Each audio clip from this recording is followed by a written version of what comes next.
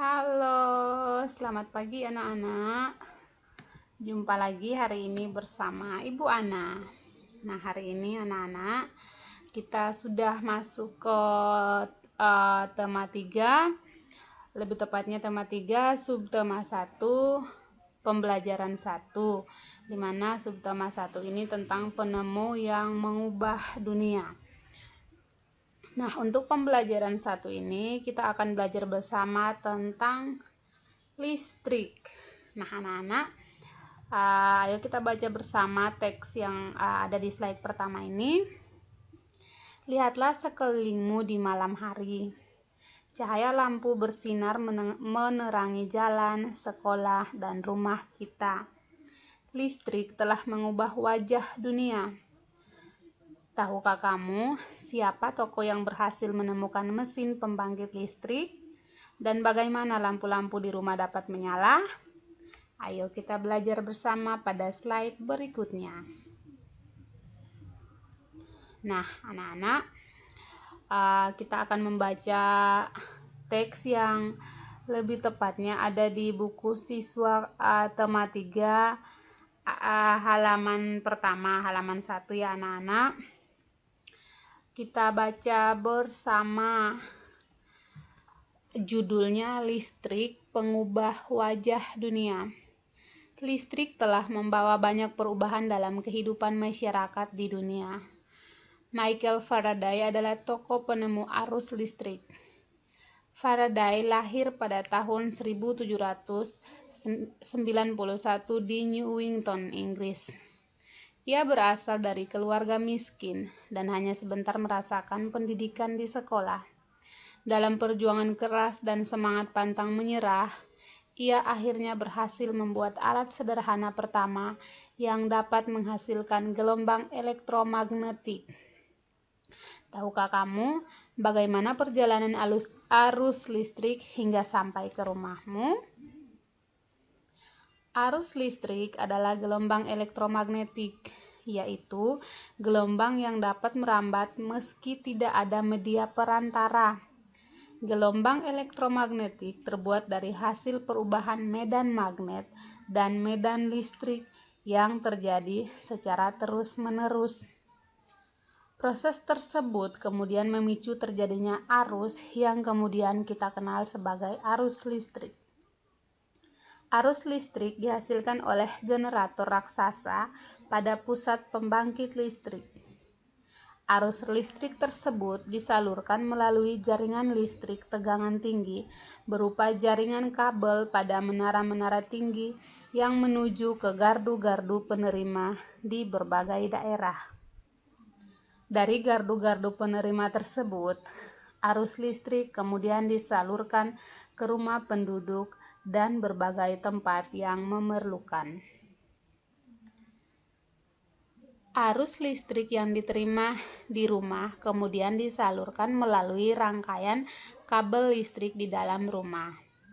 Rangkaian kabel tersebut umumnya berada di atap rumah untuk tempat dudukan lampu atau di dinding rumah untuk sakelar dan colokan listrik, tempat menghubungkan beragam peralatan elektronik seperti televisi, kipas angin, kulkas, dan lain-lainnya. Rangkaian listrik di dalam rumah dapat berupa rangkaian seri dan rangkaian paralel. Rangkaian seri dan rangkaian paralel merupakan jenis-jenis rangkaian yang dipakai untuk menyambungkan dua ataupun lebih komponen listrik sehingga menjadi satu kesatuan yang utuh. Bila dilihat dari cara penyusunannya, rangkaian seri disusun dengan cara bersambung atau sejajar, dan rangkaian paralel disusun berderet. Nah, untuk lebih jelasnya, silahkan kalian amati gambar rangkaian listrik seri dan rangkaian listrik paralel, di mana rangkaian listrik secara seri disusun secara bersambung atau sejajar. Rangkaian seri berarti rangkaian yang sejajar, Ini sejajar ya anak-anak. Nah, bagaimana dengan rangkaian paralel? Rangkaian paralel disusun berderet. Di sini udah ada contohnya. Silahkan diamati untuk membedakan mana sih rangkaian seri dan rangkaian paralel itu ya anak-anak. Oke, kita masuk ke paragraf berikutnya. Contoh rangkaian seri dalam kehidupan sehari-hari adalah lampu senter. Rangkaian yang disusun seri pada lampu senter adalah baterai, karena hanya terdapat satu lampu pada senter. Hal tersebut yang menyebabkan lampu senter menyala sangat terang, namun baterainya cepat habis. Rangkaian seri dan paralel juga bisa ditemui pada lampu-lampu di rumah. Betapa penting peranan listrik bagi kehidupan manusia. Tanpa listrik, tentunya kita akan mendapatkan banyak kesulitan dalam mengerjakan aktivitas sehari-hari. Namun demikian, kita juga harus tetap bijaksana menggunakan listrik dalam kehidupan sehari-hari. Nah, anak-anak, ini adalah beberapa paragraf yang ada dalam teks yang berjudul Listrik Pengubah Wajah Dunia yang sudah kita bacakan bersama. Kalau Bu Ana membacanya terlalu cepat, kalian boleh membacanya di buku siswa online kalian yang sudah Ibu bagikan di grup, lebih tepatnya pada tema 3 halaman pertama.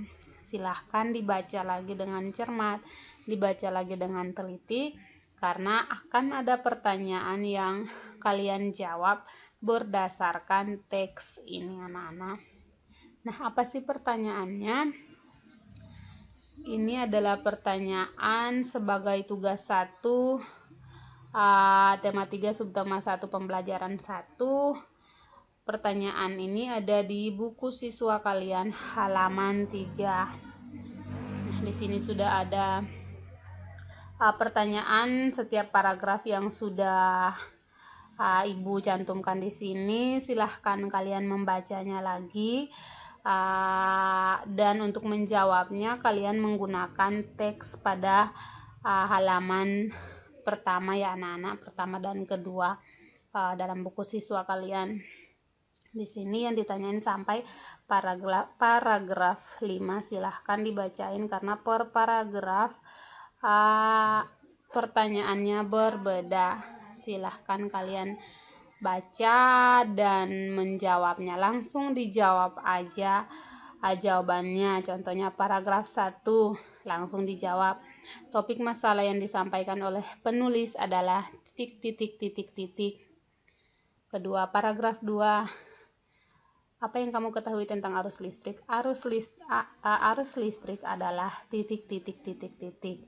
Nah, silahkan langsung diisi, di mana ketika kalian mengerjakannya di buku tugas kalian harus lengkap identitas dirinya kalian, yaitu nama, kelas, hari, tanggal, mapelnya mapel tematik, tema 3, subtema 1, pembelajaran 1, di mana pertanyaan ini adalah tugas 1 dalam pembelajaran 1. Oke, kita lanjut ke slide berikutnya ya anak-anak. Nah, tadi dalam teks yang sudah kita baca bersama ada penggunaan senter. Nah, untuk lebih jelas lagi kita akan membahas bersama komponen-komponen yang ada pada senter. Ini adalah salah satu contoh gambar senter yang udah Ibu sediain di sini. Nah, anak-anak, pernahkah kalian menggunakan lampu senter? Lampu senter adalah benda yang digunakan dalam kehidupan sehari-hari yang bermanfaat ketika cahaya di sekitar kita sedang padam atau untuk kepentingan lainnya. Nah, Ibu rasa kalian udah tahu apa saja sih fungsi dari senter tersebut. Dimana kalau pada malam hari, contohnya ketika listrik sedang mati atau listrik sedang padam, kita menggunakan senter untuk menerangi sekitar kita. Begitu juga ketika kita mau bepergian dan di jalan yang mau kita lewati tersebut ada maksudnya jalan yang kita lewati tersebut gelap ya anak-anak. Nah, otomatis kita memerlukan senter untuk menerangi menerangi sekitar kita. Kita membutuhkan cahaya dari senter ini. Begitu juga ketika kalian mengikuti kegiatan pramuka dan mengikuti penjelajahan, kalau itu berlangsung malam hari, otomatis kalian membutuhkan senter. Jadi senter ini sangat bermanfaat untuk kepentingan kita sehari-hari. Nah, anak-anak, lampu senter sendiri merupakan sebuah alat listrik portabel yang dialiri sumber cahaya. Sumber cahaya tersebut dioperasikan dengan menggunakan baterai. Lalu bagaimana dengan komponen penyusun pada lampu senter? Ayo kita simak bersama. Nah, anak-anak, di sini komponen-komponen pada lampu senter diantaranya satu LED sebagai sumber cahaya yang digunakan pada senter. Silahkan kalian amati bagian-bagian atau komponen-komponen yang ada pada senter yang sudah ibu sediain gambarnya ini. Nah, LED adalah sumber cahaya yang digunakan pada senter. Saklar yang digunakan, yang kedua adalah saklar yang digunakan sebagai tombol untuk menyalakan dan mematikan lampu senter. Berarti saklar itu adalah tombol on atau off yang ada pada senter. On untuk menghidupkan, off untuk mematikan atau menghidupkan dan mematikan senter. Di sini ada contoh gambar senter, ini adalah saklarnya. Yang berikut, lempengan terminal baterai digunakan sebagai konektor antara baterai dengan lampu dan saklar. Ini adalah contoh lempengan terminal baterai yang digunakan sebagai konektor antara baterai dengan lampu dan saklar. Digunakan sebagai konektor atau penghubung antara baterai, lampu, dan saklar. Oke anak-anak. Selanjutnya baterai ini sendiri nomor 4 digunakan sebagai sumber daya dari lampu senter. Kalau nggak ada baterai, otomatis senternya nggak bakalan nyala. Oke, yang kelima, reflektor merupakan komponen untuk mengarahkan cahaya pada lampu senter. Di sini ada gambar reflektor, di mana kegunaannya yaitu untuk mengarahkan cahaya pada lampu senter ya anak-anak. Nah, mohon kalian untuk mengamati lagi atau menyimak lagi materi tentang komponen pada senter ini anak-anak, karena seperti biasa kalian akan mengisi komponen-komponen yang ada pada senter, di mana di sini ada gambarnya. Ini akan kalian jawab sebagai tugas kedua yang ada di dalam buku siswa tema 3 halaman 4. Di sini ada 4 komponen beserta keterangannya, yaitu 1, 2, 3, 4. Silahkan kalian amati. Nomor 1, gambar apa sih nomor 1 nih? Setelah itu dituliskan di tabel ini. Kenali setiap bagian komponen tersebut, kemudian tuliskan dalam tabel berikut beserta fungsinya. Contohnya nomor 1, silakan kalian amati gambar ini. Nama komponen dari gambar nomor 1 ini apa? Setelah itu fungsi komponen atau fungsi dari gambar nomor 1 ini apa? Silahkan ditulis. Setelah selesai baru lanjut ke nomor 2. Nomor 2 kalian amati gambarnya, kalian tulis lagi di sini nomornya. Setelah itu isiin nama komponen, nama dari gambar nomor 2 ini apa, silakan dituliskan. Setelah itu kalian isiin lagi fungsi dari gambar nomor 2 ini apa aja. Begitu pula untuk nomor 3 dan 4-nya sampai selesai. Untuk menjawabnya kalian boleh menggunakan penjelasan yang tadi Bu Ana jelasin pada slide sebelumnya, atau kalian boleh menggunakan buku atau sumber yang lainnya. Nah anak-anak, untuk berikutnya setelah kalian membaca dan mempelajari teks tentang listrik tadi, di sini kalian diminta untuk mengisi peta pikiran, di mana yang kalian isi ini tuh adalah sebelum ada listrik dan setelah ada listrik, keadaan sebelum ada listrik dan setelah ada listrik, di mana judulnya tentang pengaruh listrik terhadap kehidupan masyarakat di lingkunganku atau di lingkungan sekitarku. Di sini yang kalian isi adalah beragam benda dan peralatan yang ada di rumah tangga. Contoh di sini, sebelum ada listrik, penggunaan setrikanya yaitu masyarakat dahulu menggunakan setrika arang. Nah, setelah ada listrik, masyarakat dahulu kala menggunakan setrika. Masyarakat sekarang, maksudnya setelah ada listrik, masyarakat sekarang menggunakan setrika listrik, tidak lagi menggunakan setrika arang, seperti itu. Contohnya nomor 2, menanak nasi. Zaman dahulu zaman dahulu menggunakan kayu bakar sebelum ada listrik. Nah, setelah ada listriknya, orang menggunakan atau masyarakat sekarang menggunakan rice cooker atau magicom, seperti itu. Begitu pula seterusnya sampai selesai, minimalnya sampai